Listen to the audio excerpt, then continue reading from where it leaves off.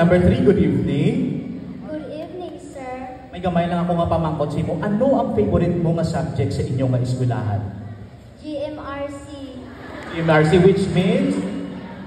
Good manners and right conduct. Oo, amo na siyang importante. Amo ginakagina, gin-emphasize sa aton ni Mayor. We should be a person of values. Okay, so now I would like you to pick your question.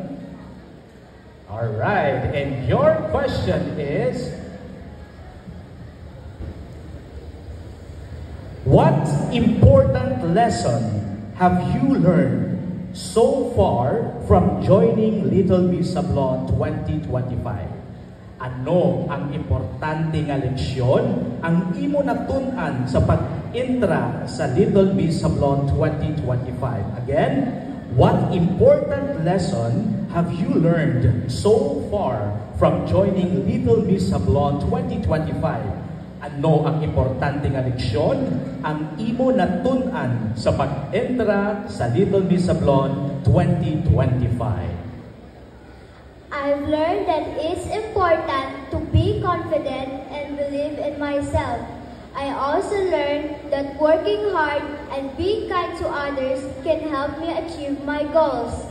Thank you and good evening. Wow, a round of applause for candidate number 3. Thank you so much for answering that